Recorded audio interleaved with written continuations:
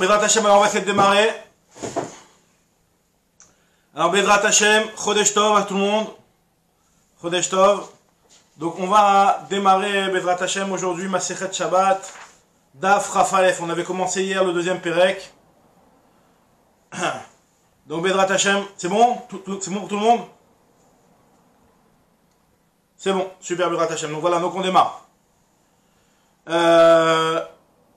On en était à la première ligne de Daf Rafalef, Hamoud Aleph. Voilà.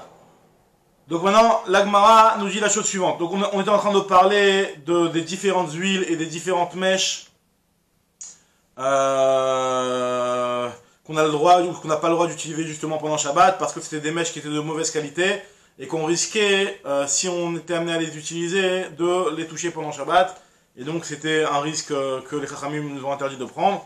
Donc c'est pour ça qu'on n'a pas le droit d'utiliser ces mèches-là. Alors maintenant, l'Agmara elle vient et nous dit dans une braïta, Tanura Banan. Kol, Elu, Sheamru, En Madlikin Baen Beshabbat, Aval Osin, Mehen, Medura.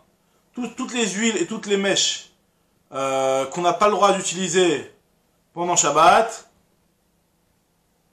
Donc les Chachamim nous ont dit que on n'a pas le droit de les utiliser en tant que nerf de Shabbat, mais par contre, de les utiliser en tant que Medura, on a le droit. Ça va, Gad?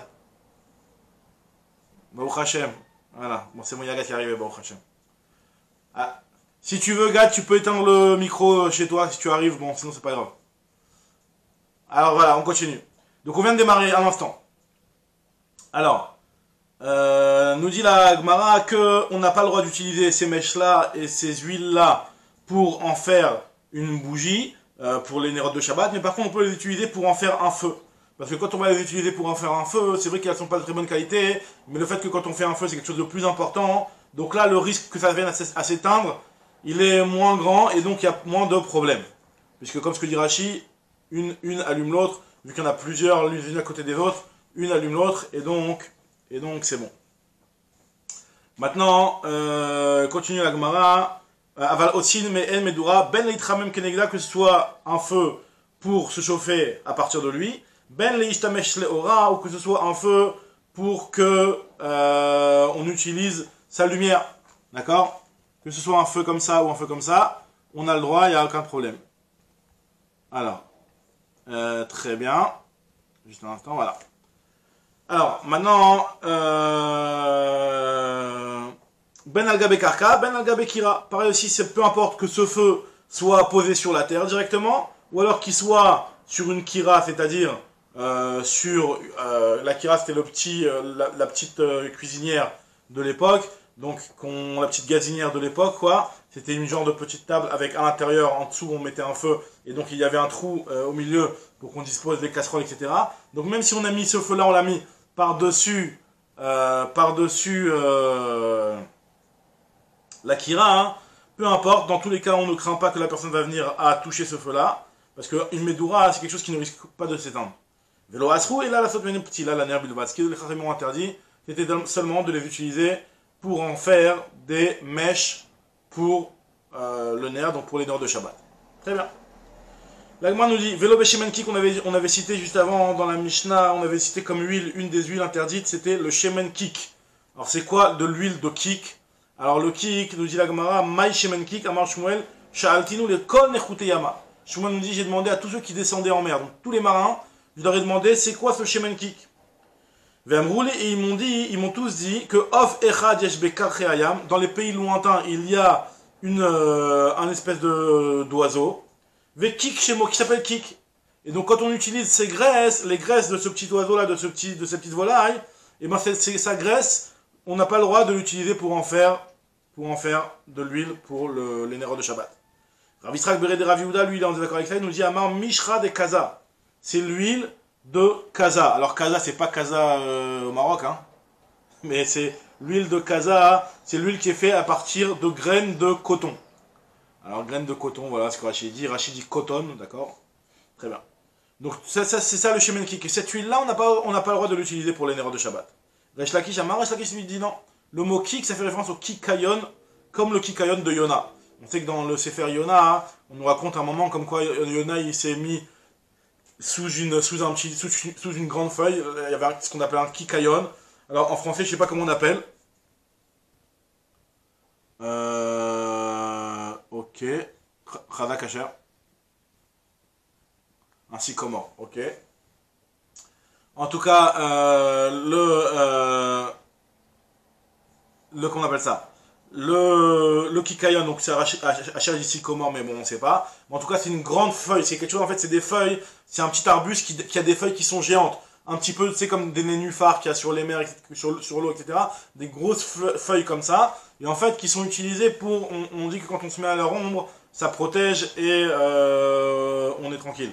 Donc là, ces arbustes-là, ils contiennent à un certain endroit de la plante de l'huile. Et l'huile qui est faite à la base de ce kikayon, eh ben on n'a pas le droit de l'utiliser pour Shabbat. C'est ce que nous dit Resh Lakish. Resh Lakish Amar, kikayon de Yona. Amar Rabba Bar Chana nous dit, les didi chazili kikayon de Yona. Moi j'ai vu, c'était quoi ce kikayon là de Yona.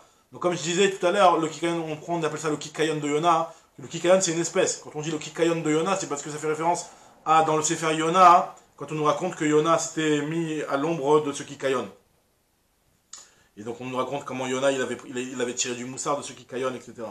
Qui en fait qui était quelque chose d'éphémère, qu'il avait protégé à un moment, etc. Comme c'est marqué dans Sefer Yona, qu'on lit tous les Yom Kippour. En tout cas, nous dit la Gemara, que Rabba Bar Bar Chana nous a dit que j'ai vu moi ce kikayon de Yona, où le tlou liva dame. Il ressemblait à tlou liva. Alors c'est quoi tlou liva? Tlou liva, c'est un arbre qui est qui donne pas de fruits. De côté il y a marqué que le Harouch a expliqué Ilan Serak. Ilan Serak. Ok, très bien. Maintenant la Gemara te dit que très bien que ça ressemblait à cet arbuste là. Oumi des pashke rabé. Et il grandit à partir des flaques d'eau. C'est un petit peu comme les nénuphars, hein. C'est quelque chose comme des nénuphars qui grandit à base de flaques d'eau. Pashke, c'est Rachidi, c'est Bitz Ayamaim. C'est les flaques d'eau, c'est les petits. Comme des nénuphars. Ve alpum chanuta madlan yate. Et on les fait pousser devant, dans la devanture des magasins, de telle sorte à ce que les gens qui viennent voir la marchandise dans les magasins, hein, en vitrine, ils aient de quoi être ombragés par ce kikayon de Yona. Ce kikayon. Oumi par Tsedinu, et à partir de leurs graines, Avde Mishra, on fait de l'huile.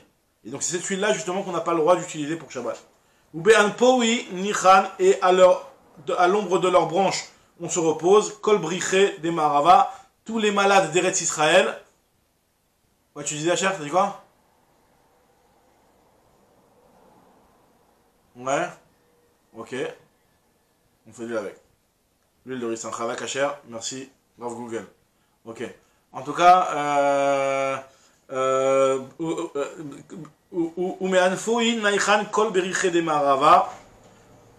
et à partir sous leur feuillage se reposent tous les brichés. Les brichés, c'est les cholim, les malades de Maharava de Eretz Israël. Ça veut dire qu'en réalité, ceux qui étaient un petit peu malades, qui étaient un petit peu fatigués, qui avaient besoin d'être un petit peu à l'ombre, ils se mettaient à l'ombre de ce ricin là, de ce fameux ricin. Ok. Très bien, donc en tout cas, l'idée tout simplement est de nous dire que ce Shemen Kik, il y a plusieurs explications, qu'est-ce qu'on appelle le Shemen Kik. Est-ce que c'était justement un oiseau, ou alors c'était l'huile de coton, ou alors c'était l'huile de ce ricin. Très bien. Amar Rabba, Rabba nous continue, il nous dit Ptilot she amru chachamim en madlikin baen beshabbat, mi pene she'aur mesarsechet baen. Toutes les mèches que les chachamim nous ont dit, on n'a pas le droit de les utiliser pendant Shabbat. La raison pour laquelle on n'a pas le droit de les utiliser, c'est parce que le feu ne prend pas bien sur la mèche. Mais Sarsechet Bahem, Rachid explique que c'est comme un couteau coupé comme ça, qui a des dents. Donc ça fait des petits sauts. La flamme, elle rebondit et elle ne s'attrape pas bien sur ces mèches-là. Et toutes les huiles que les Chachamim nous ont dit on n'a pas le droit d'utiliser, donc comme on a dit, il y avait et les huiles d'une part et les mèches d'autre part. Donc les huiles, pourquoi les Chachamim nous ont dit qu'on n'a pas le droit d'utiliser toutes ces huiles-là? Parce que elles ne sont pas attirées par la mèche. C'est-à-dire qu'en réalité, l'huile, pour que ça allume bien, il faut que l'huile elle rentre bien dans la mèche. Et donc, vu que l'huile elle ne rentre pas bien dans la mèche, c'est pour cela qu'on n'a pas le droit de l'utiliser. Très bien. Alors, nous continuons la Gemara. La Gemara va se poser la question. Baye mine à Baye miraba. Abaye, il a posé la question à Rabba, il lui a demandé.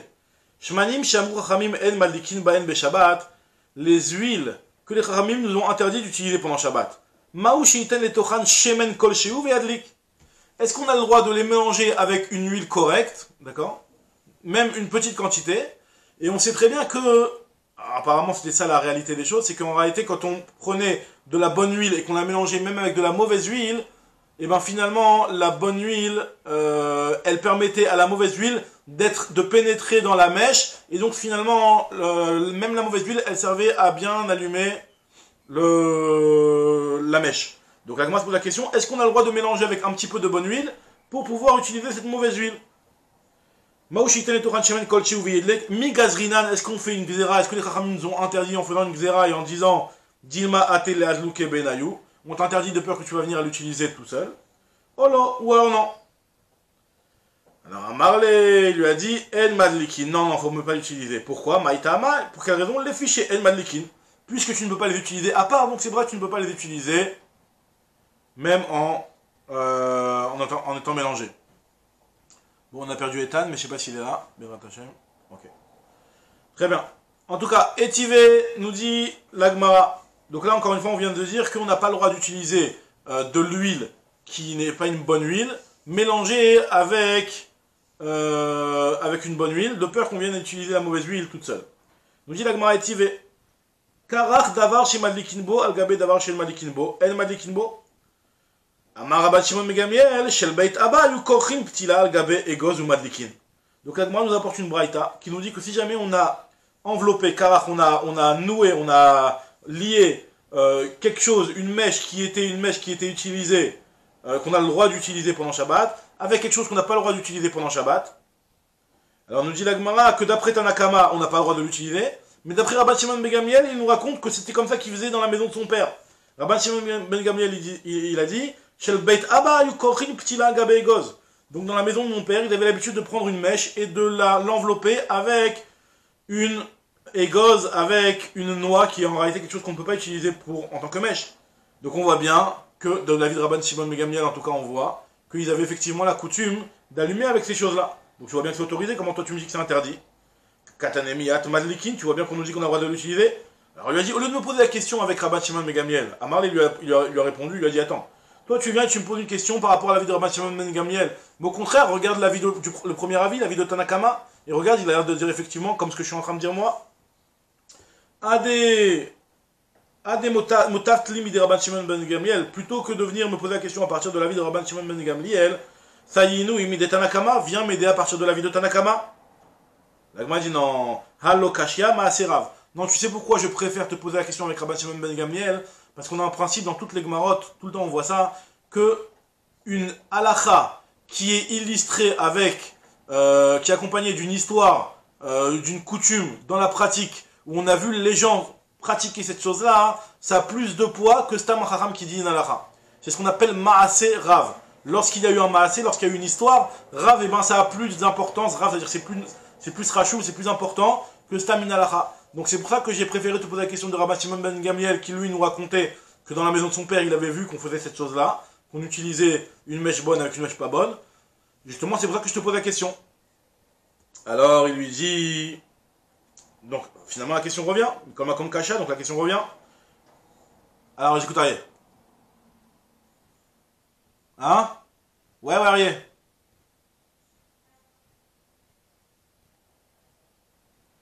Alors la noix, c'était utilisé. Alors Khazak, t'as raison, c'est pas que tu utilisais la noix pour faire la mèche, mais tu utilisais la noix pour participer. C'est-à-dire qu'en réalité, il tenait la mèche, il la surélevait ou il l'empêchait de tomber à droite à gauche. En fait, il prenait la noix et il l'entourait comme ça. Alors c'est vrai que c'est pas utilisé en tant que mèche, t'as raison, c'est une très bonne remarque. Parce que c'est pas comme le cas avant où tu prenais l'huile et tu la mélangeais avec l'autre huile. Mais là, c'était un cas où tu prenais la mèche et tu la faisais tenir grâce à la noix. Mais la Gemara comprend que ça devrait correspondre au même, à la même halakha et que si on interdit dans l'un, on devrait interdire dans l'autre. Mais c'est vrai, tu as raison que c'est pas exactement la même chose. Radak. Ouais.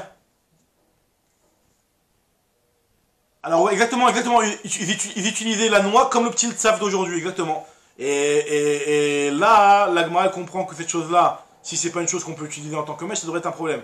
Alors apparemment le petit tsaf, t'as raison, alors est-ce que dans le petit tsaf qu'on utilise aujourd'hui, Est-ce qu'on va tenir compte du fait que c'est pas quelque chose qu'on peut utiliser en tant que mèche?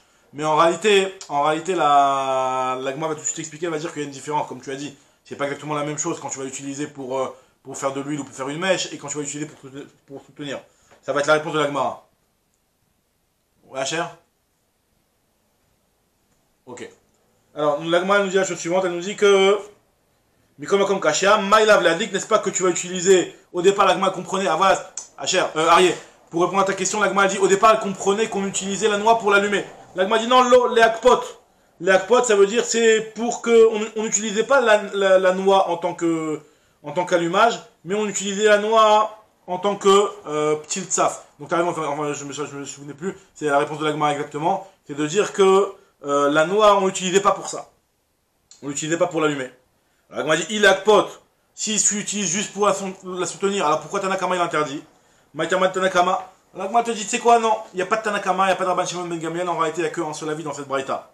Et c'est quoi? C'est l'avis de Rabban Shimon Ben Gamliel. Et le début de la braïta, je vais te l'expliquer différemment. Il faut lire comme ça. La braïta elle est manquante et il faut l'expliquer de la façon suivante. Car d'avoir chez Malikinbo, Agabé d'avoir chez le Malikinbo, si jamais tu as pris quelque chose, une mèche qui est utilisable avec une mèche qui n'est pas utilisable pendant Shabbat, alors là, El Malikinbo, tu ne peux pas utiliser une mèche qui est composée de ces deux composantes-là. Par contre, Bamet va vraiment mourir la Adlik.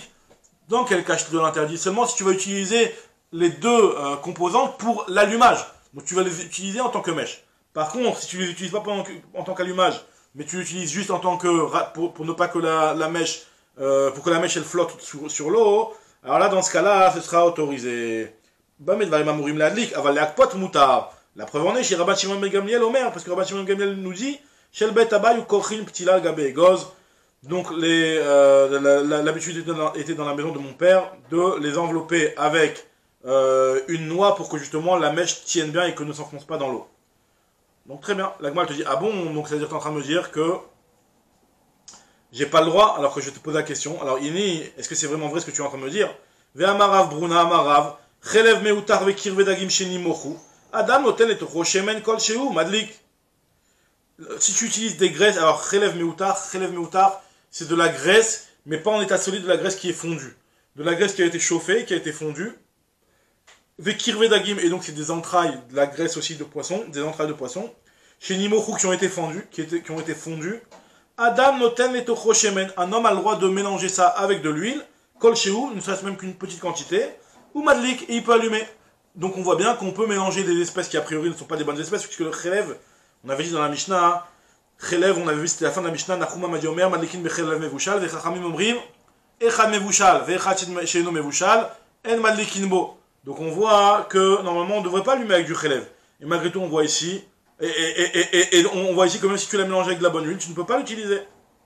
Donc ça remet en question, enfin, qu'on peut l'utiliser, Mechila, qu'on peut l'utiliser ici, on voit qu'on peut l'utiliser, donc ça remet en question ce qu'on vient de dire, qu'on ne pouvait pas l'utiliser. Réponse de l'agma, Hane mimsheche be'enayu, ve'ane lo mimsheche be'enayu. La différence est que dans les deux cas, le fait que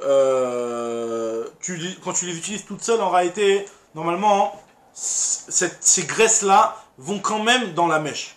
Et donc c'est quelque chose qui peut quand même être utilisé, et c'est un bon combustible à la base. Mais la raison pour laquelle les Chachamim l'ont interdit, c'est par une xéra, par exemple, dans le cas de la graisse qui est fondue, les Chachamim l'ont interdit de peur que tu vas utiliser de la graisse qui n'est pas fondue. Donc en réalité, en soi, la graisse fondue, c'est bon.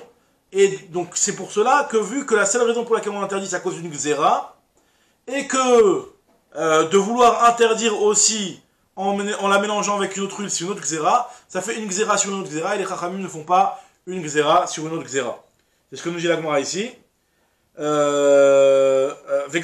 réalité, ces huiles-là, ces graisses-là, anemim sheche benayu, elles sont bien attirées par la mèche, et donc ça va bien rentrer dans la mèche, et donc ça fait une bonne flamme. Ve'anelomim sheche benayu, tandis que les cas d'avant qu'on avait cités jusqu'avant, et qu'on avait dit que c'était interdit, c'était des cas qui en soi n'étaient pas des bonnes huiles. Les Chachamim ont interdit la graisse qui est fondue à cause de la graisse qui n'est pas fondue. Et pareil, ils ont interdit aussi les entrailles de poisson quand on les a fait, quand on les a rendus liquides, de peur qu'on vienne à utiliser quand ils ne sont pas liquides. L'exor, alors la Gemara dit, pourquoi tu ne fais pas une xéra encore? chez Nathan et Toran Shemen, tu devrais interdire la graisse fondue et la graisse de poisson fondue et la graisse fondue à cause, enfin même quand tu mélanges avec de l'huile, à cause justement du cas où tu n'aurais pas mélangé de l'huile. Mishum Chelev Meutar avec Kirved Agim Shinmuchu chez Nathan et Toran Shemen. La Gemara dit non, c'est une Gzera et Gzera. Hi Gufa Gzera. Le premier cas, c'est lui-même une Gzera, comme on l'avait expliqué, à cause de la graisse qui n'est pas fondue. Ve'anan Nikom Ve'nigzor Gzera Gzera. Et nous, on va se lever, on va faire une Gzera sur une autre Gzera. Donc les Chachamim, ils n'ont pas fait de deuxième Gzera dans ce cas pareil.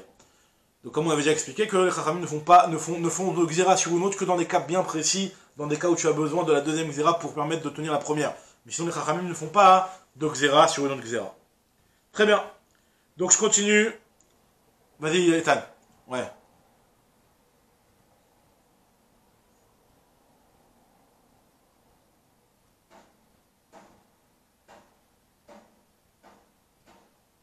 Alors apparemment ça va liquéfier, t'as raison qu'à la prochaine fois ça va un petit peu se liquéfier, mais ça va liquéfier que ce qui est à peine autour de la mèche, mais par contre le gros du truc il va rester dur, et donc il va avoir du mal à être attiré vers le...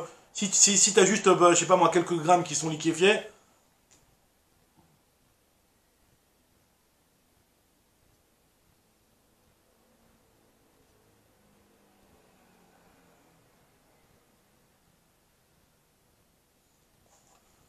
Apparemment pas suffisamment. Alors c'est pas comme de la paraffine. C'est vrai que tu as raison que la paraffine, par exemple, tu allumes la paraffine, et ben tout commence à fondre. Mais là apparemment cette graisse là, c'est comme disons que tu prends de la vraie graisse de, imagine-toi de la graisse de viande. Tu prends un morceau de gras, tu mets, ça fond pas vraiment. Pour le faire fondre, il faut que tu le fasses bouillir vraiment, etc. Tu vois, la petite mèche, elle va pas suffire à. Très bien. Voilà une graisse brute. C'est pas comme tu dis de la paraffine ou un truc comme ça. Très bien. Alors maintenant, là on va continuer. La Gemara elle te dit. Ouais, monsieur. Khelev et Schumann, c'est exactement, c'est la même, exactement Bidouk, c'est la même chose. C'est du Schumann. Khelev, c'est en général le terme de Khelev, on l'utilise pour les graisses qui sont interdites, mais c'est Khelev et Schumann, c'est la même chose, c'est les graisses, exactement. Très bien. Alors là, moi, elle nous dit la chose suivante. Tane Rame Bachama, Petilot Ushmanim chez Amrou Chachamim, En Malikin Baen Beshabbat, En Malikin Baen Bamikdash. Les huiles que les Chachamim nous ont interdit d'utiliser pendant Shabbat, donc les huiles et les mèches qu'on vient de citer, on n'a pas le droit de les utiliser non plus au Beth Amikdash pour l'allumage de la menorah. Enfin, là j'ai rajouté pour l'allumage de la menorah. La Gemara pour l'instant elle dit Beth Amikdash. Beth Amikdash de manière générale, on ne peut pas les utiliser. Mais chez Shenemar, d'où c'est-on ça, d'où apprend-on ça? Du fait qu'il y a marqué Léa Lotner Tamid. Il y a marqué Léa Lotner Tamid. Il faut que la lumière et que la mèche montent de par elle-même, donc qu'elle soit d'une bonne qualité. Alors, Hutanela, Veu Amarla. Donc l'explication de Léa Lotner Tamid, ça veut dire quoi? Ça veut dire en réalité que la mèche monte de par elle-même. Vélo chete ola al, mais pas qu'elle monte par l'intermédiaire d'autre chose. Maintenant, la Gemara vous pose une question. Il y a marqué il y a une Mishnah. C'est une Mishnah qui nous dit la chose suivante. C'est une Mishnah dans Yoma, il me semble, si je ne me trompe pas. Mi balae, c'est pour un souka aussi. Mi balae, michnese kohanim meimnehem. Ah, c'est dans Basuka, Mechila. À partir des pantalons, enfin des balaïs, c'est les vêtements usés des Kohanim, ou mehem, à partir de leur ceinture qui était déjà utilisée, ils faisaient des fils, ou mehem madlikin simchat bet hashoeva, et à partir de ces fils là et de ces pelotes là, ils utilisaient les torches qui étaient utilisées à simchat bet hashoeva. Donc la Gemara se pose la question, elle dit les pantalons des Kohanim, enfin les vêtements des Kohanim, ils étaient faits à base de quoi? Principalement, ils étaient faits à base de lin. Mais il y avait aussi la ceinture qui était faite à base de laine et de lin. La ceinture du Kohen, elle était faite en kilaïm, à base de laine et de lin. Et on avait expliqué dans notre Mishnah, non, c'était pas dans la Mishnah, c'était un rajout que la Gemara va rajouter juste après, que la laine, normalement, on peut pas l'utiliser en tant que mèche. La laine, c'est pas quelque chose qui est bon pour être utilisé en tant que mèche. Donc comment ça se fait que là, on a le droit d'utiliser, dans le Beth Amikdash, pour Simchat Bet Hashoeva, pour la torche de Simchat Bet Hashoeva, d'utiliser ces vêtements-là.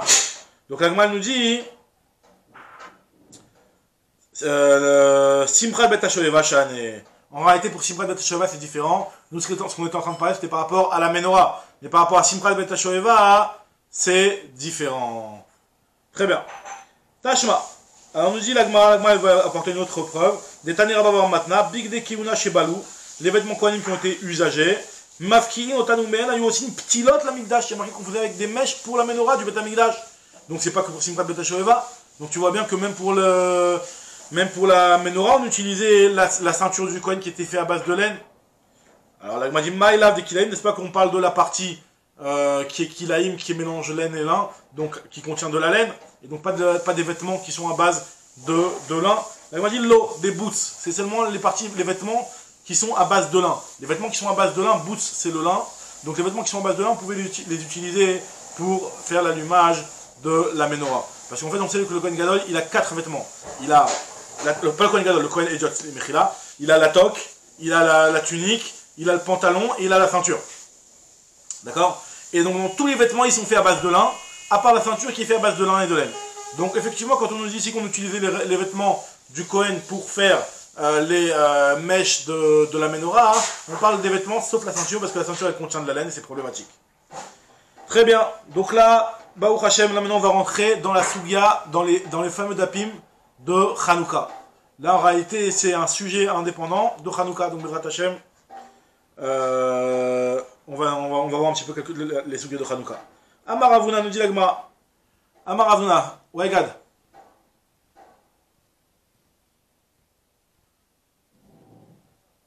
Chazak, alors le lin et la laine normalement on n'a pas le droit de le mettre, mais pour les vêtements du Kohen, c'est ce qu'on appelle la mitzvah repousse l'interdit de Shatnez. Le AC de Avoda, il repousse l'interdiction de porter du Shatnez. Mais normalement, c'est vrai qu'en dehors du Beth Amikdash, on n'a pas le droit du tout d'avoir même ceinture qui est à base de lin et de laine. C'était spécial pour le Beth Amikdash. La Torah, on voit il y a plusieurs choses dans le Beth Amikdash que la Torah elle autorisée à base de Shatnez. Ouais, t'as raison. Spécialement pour le Kohen. Spécialement pour le Kohen. Le Kohen, même pas Gadol, même pas le Kohen Gadol. Tout Kohen qui travaille au Beth Amikdash, il avait le droit à une tenue spéciale. Et cette tenue spéciale, elle était à base de Shatnez au niveau de la ceinture.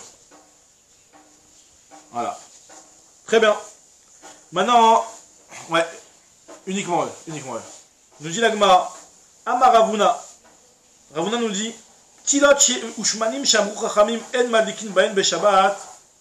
Donc les ptilotes, donc les mèches et les huiles que les chachamim nous ont interdit d'utiliser pendant Shabbat, en madlikin baen bechanouka, ben beshabbat ben bechol.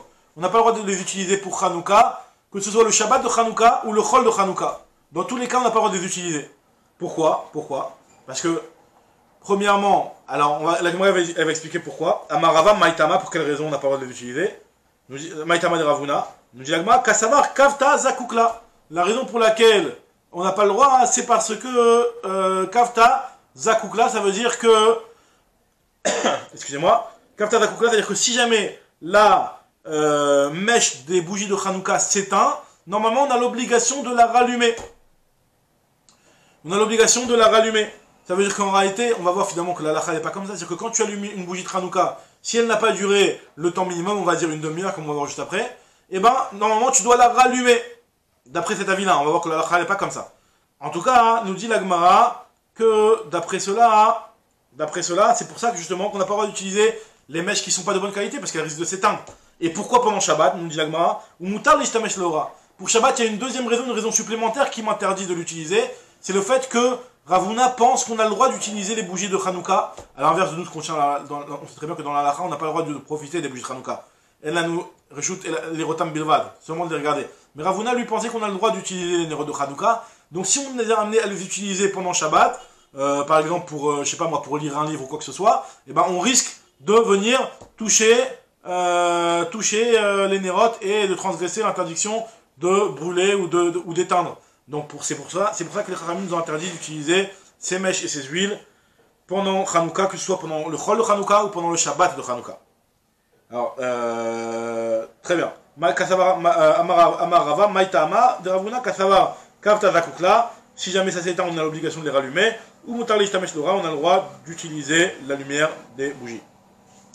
Et Rafrizda Amar, et Rafrizda nous dit, Madlikin Baen, tu peux les utiliser Bechol, mais tu ne peux pas les utiliser pendant Shabbat. Il fait la différence entre le Chol et Shabbat. C'est-à-dire que Hanouka en Chol, tu peux utiliser ces mèches-là et ces huiles-là. Par contre, Hanouka Shabbat, tu ne peux pas.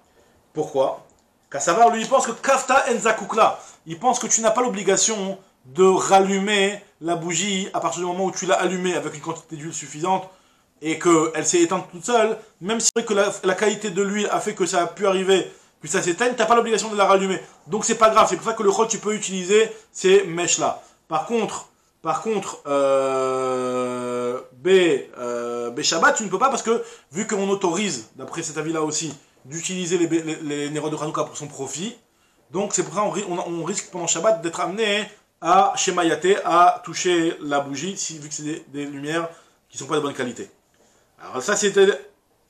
Ouais, Ethan.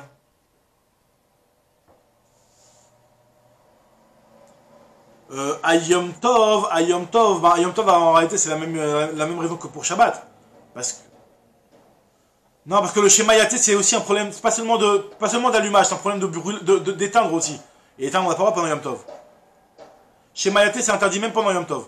Si jamais tu risques d'éteindre ou tu risques de tripoter, c'est aussi interdit pendant Yom Tov, a priori.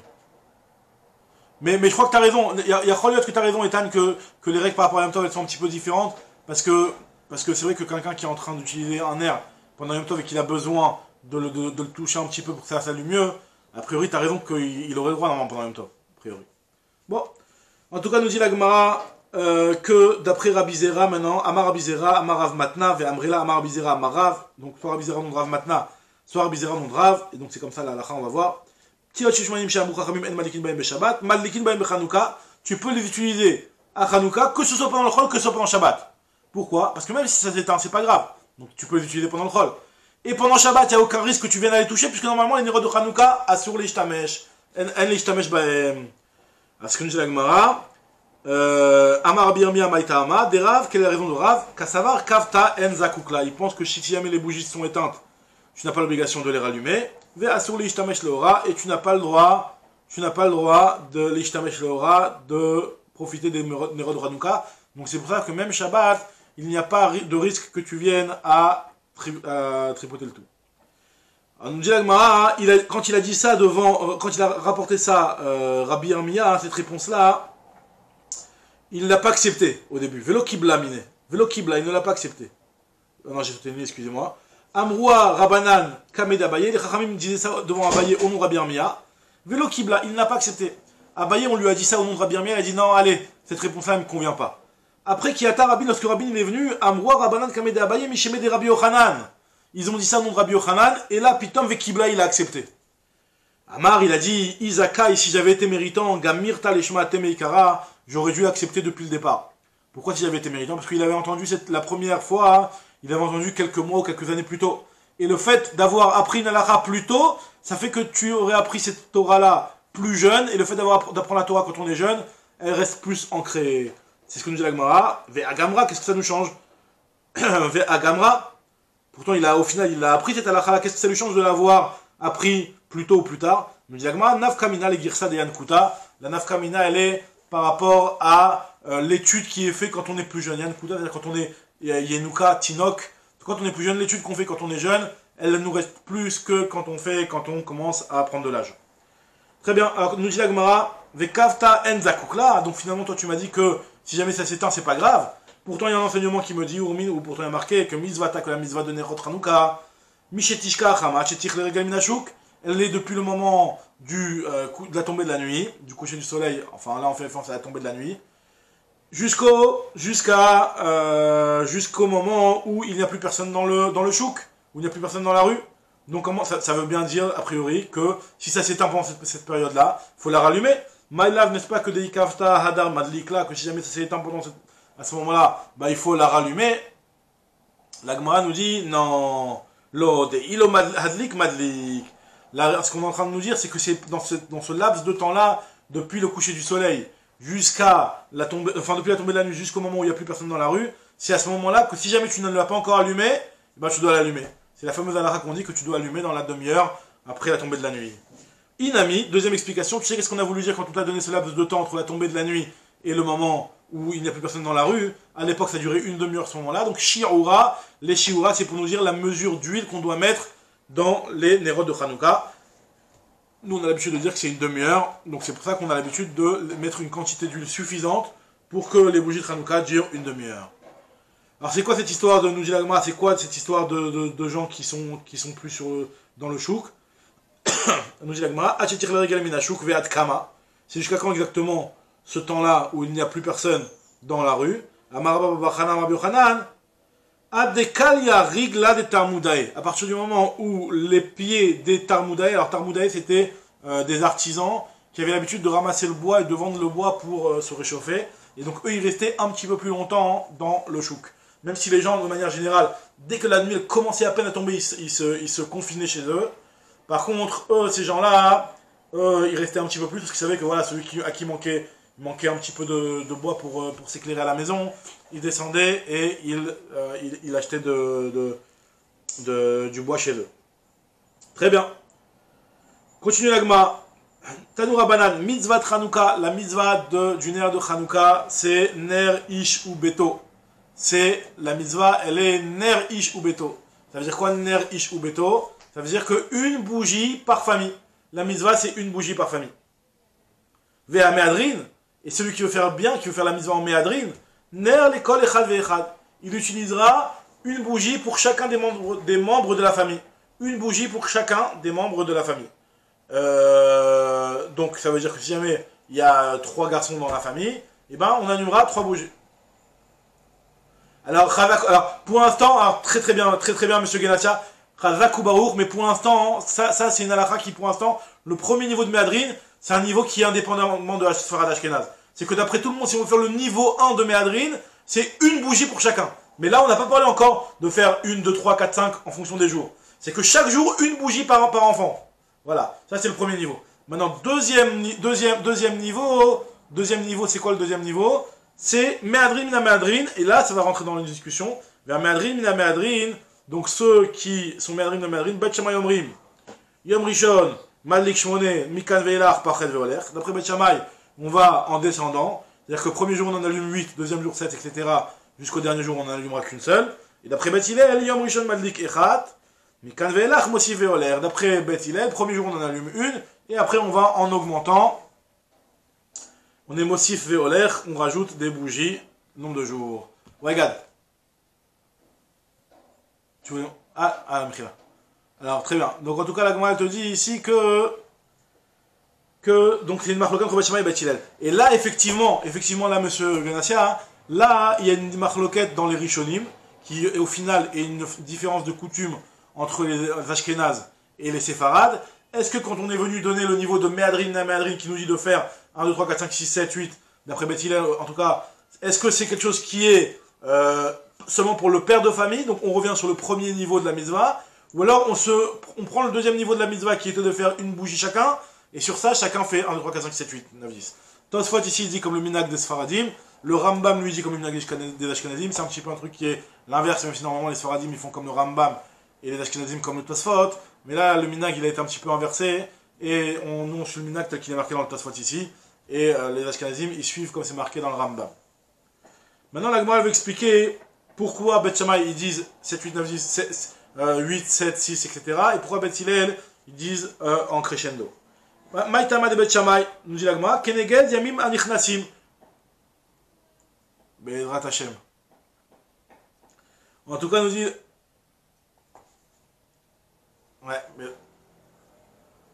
Alors, elle nous dit la Gemara que d'après Bet Shammai, pourquoi on faisait en descendant, c'est par rapport au nombre de jours qui restent à rentrer dans la fête.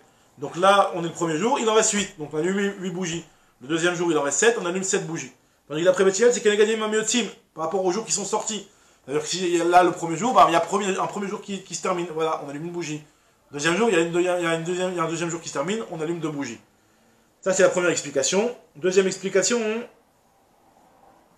des Khadamar, excusez-moi, peut-être j'ai sauté une ligne. Amaroula, Plig et Betra Moraï, Bemarava, il y a une discussion entre les Amoraïm en Eretz Israël, Rabbi Yossi Barabin et Rabbi Yossi Barazvida. Il y en a un qui donne l'explication Khadamar, Tama de Bet Shammai, Kenegadim Manichnasim. Il y en a un qui dit que c'est par rapport aux jours qui rentrent d'après Bet Shammai, les jours qui restent à rentrer. Mais Tama de Bet Hillel, Kenegadim Yamin Mayotzim. Et d'après Bet Hillel, c'est par rapport aux jours qui restent, qui sont sortis. Mais Khadamar, il y en a un qui explique Tama de Bet Shammai, Keneged Paré Achag. La raison de Bet Shammai, c'est par rapport au Paré Achag. Paré Achag, c'est par rapport aux korbanot qui était offert à Sukkot au Beth Amikdash. Donc, dans le Korban Moussaf, on offrait 13 le premier jour, 12, 11, etc. Donc ça descendait, ça allait en descendant. Donc c'est pour ça que Beth Shammai, lui, il s'est référé à ça pour dire que Hanouka aussi, on fait en descendant. Et nous dit l'Agmara, et Beth Hillel, pourquoi lui, il fait en augmentant? Et Beth Hillel, Vetama de Beth Hillel, Mishum Malim Bakodesh, Ved Moridim. On monte dans la Kedusha et on ne descend pas. Donc premier jour 1, 2, 3, 4, etc.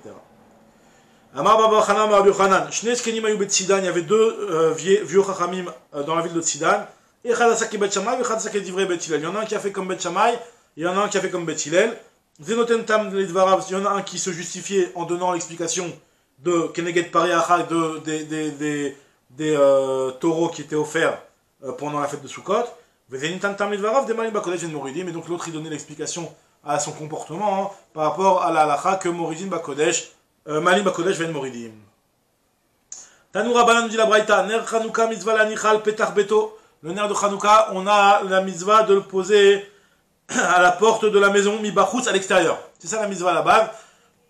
Donc on a la porte de la maison, on le met dans le khatser vers l'extérieur. Rachid dit comme ça, Rachid dit que quand on dit petach beto mi bachutz, ça veut dire que Mishum Pirtsu Menissa, on le met dans le khatser. Très bien, parce qu'en réalité, leur maison, à l'époque, elles étaient ouvertes au khatserot. C'était comme ça, c'était plusieurs maisons qui avaient une cour commune qui donnait sur le Mavoy ou sur le Rosh Tarabim. Imaya Darbalia, par contre, si jamais il habite en étage, Manicha, Bachalon, Asmucha Rosh Tarabim, il la posera donc à la fenêtre qui donne sur le Rosh Tarabim. Ou Beshat Sakana, nous dit l'Agmara, lorsqu'il y a un danger et de le mettre à la fenêtre, ça peut être dangereux parce que, nous dit l'Agmara, nous explique les Rishonim, qu'à l'époque, il y avait un risque, parce que cette période-là, elle tombe pendant une période où il y a aussi des fêtes des Goïm.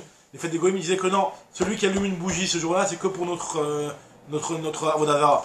Et donc celui qui allumait des bougies pour Hanouka, c'était dangereux pour lui. Donc là, dans ce cas-là, on nous dit, tu l'allumes à l'intérieur de la maison, ne montre pas que tu fais la mitzvah, fais-le à l'intérieur de la maison, et ça suffit. C'est ce que nous dit l'Agmara ici. Ubeshat Sakana, Manicha al Shulchano, Vedayo, pose-le sur ta table, et ça suffira. Amaravar nous dit, Tsarir, ner acheret l'ishtamesh lora. Il faut un ner de shamash pour pouvoir profiter, parce qu'on n'a pas le droit de profiter directement des nerfs de Hanouka comme ce qu'on avait dit plus haut, d'après la vie de Rav. Donc là, Rava il va dans le même sens. On n'a pas le droit de les utiliser, donc il faut que tu mettes une autre bougie supplémentaire, ce que nous on appelle le shamash, pour pouvoir profiter.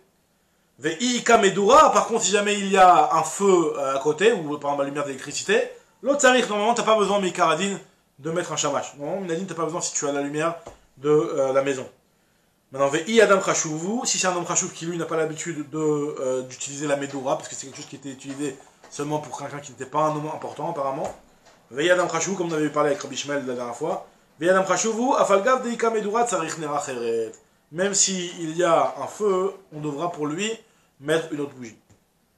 Maintenant, on se pose la question, c'est quoi le miracle de Hanouka? Maï Hanouka, quel est le miracle de Hanouka? Qu'est-ce qui s'est passé à Hanouka? En souvenir de quoi on fête en souvenir de quel miracle on fête la fête de Hanouka? Nous raconte la Gemara de Tanoura Banan.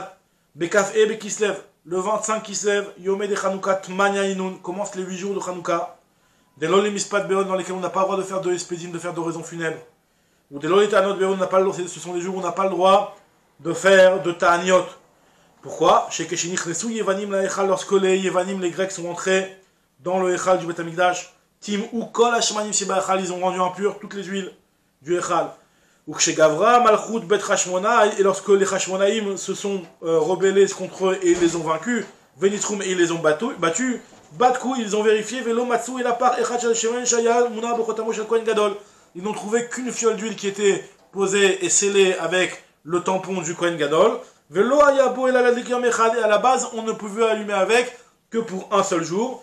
C'est bonnet, il y a eu un miracle, et ils ont allumé 8 jours. Les Shanachret, c'est pour ça que l'année d'après, Kavum, Versaoum, Yamim, Tovim, Be'alel ou Be'oda'a, ils ont fixé que c'était des jours de Yom Tov. Enfin, Yom Tov, pas dans le sens où on n'a pas le droit de faire de Melacha, mais dans le sens Be'alel où on doit faire le Halel pendant les 8 jours, Be'alel ou Be'oda'a, et Be'oda'a, ça veut dire que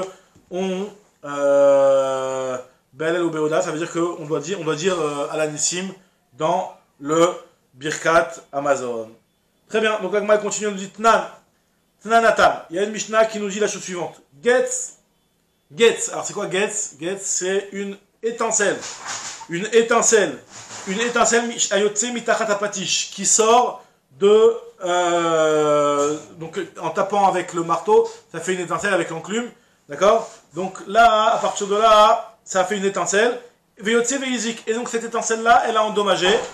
Donc nous dit la Gemara que cette étincelle qui a endommagé, ben, naturellement, là on parle plus de Hanouka pour l'instant, mais on va revenir avec le sujet de Hanouka. Donc là, si jamais quelqu'un il a avec son marteau, il a fait une étincelle qui a allumé et qui a brûlé, qui a causé un incendie chez le voisin, et ben il doit rembourser. Nous dit la Gemara, la Mishnah, c'est une Mishnah dans Maseret Baba Kama. Gamal shetaoun pishtan, si jamais il y a un chameau qui est chargé de lin. Veu over birshut arabim, et il passe dans le birshut arabim. Venichnesa pishtano letoch hachanout, et son lin, sa charge, elle rentre dans un magasin, elle est rentrée dans un magasin. Et donc, Vedalka Benero Shel Chenvani. Et donc, sa charge, donc ce lin-là, il s'est allumé avec la bougie du commerçant qui était tranquille à la maison. Veidlik et Abira. Et donc, après, ce que ça a entraîné que non seulement la charge du chameau est brûlée, mais aussi, ça a fait que ça a causé un incendie chez le marchand. Alors, Veidlik et Abira. Balagamal Chayav. Le Balagamal, il est Chayav, parce que normalement, il n'aurait pas dû faire que son gamal fasse rentrer sa charge chez le voisin. Ça a entraîné ça, donc il est chayav. Maintenant, là, on va voir le rapport avec Hanouka. Il y a Chenvani et Nero mi bachut. Si jamais il a posé son air à l'extérieur, Chenvani chayav. Il n'aurait pas dû le laisser à l'extérieur, donc c'est lui qui est responsable. Rabbi Yehuda Omer, Rabbi Yehuda dit Bener Hanouka patour. Par contre, pour Ner Hanouka, vu que c'est la mitzvah de le poser à l'extérieur et que tu le fais avec l'autorisation des Chachamim, donc c'est au Balagamal de faire attention de ne pas se brûler. Donc c'est pour ça que nous dit la Gemara que Bechanouka, d'après Rabbi Yehuda, c'est muta, c'est pas tout. Amar Ravina Mishum de Rabba, Zotomeret, cela veut dire que le nerf de Chanouka, mitzvah la nicha betoch asara. De là, je vois de cette Mishnah que le nerf de Chanouka, normalement, il doit être disposé à une hauteur de 10 fachim. Parce que si tu peux la mettre à n'importe quelle hauteur, ben fais en sorte que même si tu dois le mettre à l'extérieur, mais dépose-le à une hauteur qu'il soit, que ce soit pas risqué, qu'il n'y ait aucun risque que ça brûle quoi que ce soit. Donc le fait qu'on te dit que tu as fait la mitzvah comme il faut en le mettant à l'extérieur, ça veut dire que la mitzvah est de le déposer dans les 10 premiers mètres. La Gemara dit non, pas du tout. La Gemara elle réfute en disant que... Alors juste reprends. Parce que si tu me dis qu'on doit le déposer, on peut le déposer même au-delà de 10, les malais, il a qu'à lui dire, tu aurais dû le déposer à une hauteur qui est plus élevée que la charge du chameau. On va dire non, pas du tout. Peut-être que pas du tout. Normalement, tu peux le poser où tu veux. Mais d'obliger la personne à le mettre en hauteur, peut-être ça va empêcher certains de faire la mitzvah. Donc c'est pour ça qu'on ne l'a pas demandé. Mais à la base, tu pourrais peut-être même le déposer au-delà de 10. Très bien. Donc là, on va juste terminer sur la prochaine halakha. Amarav Kahana, Darash Rav Natan bar Minyumi. Donc il a fait une drasha Rav Natan bar Minyumi au nom de Rabbi Tanchum. Ner shel Chanouka, sheinicha lemala me'esrim ama. Un air de Hanouka qui a été déposé au-delà de Esrim Ama, au-delà de 20 Amot. Psoula, c'est pas soul, Kasuka avec Mavoy. Autant que la Souka et le Mavoy, on sait très bien que dans la Souka, il ne faut pas que la Souka ait une hauteur de 20 Amot. Pareil, le Ner Hanouka, il ne faut pas qu'il soit une hauteur de 20 Amot.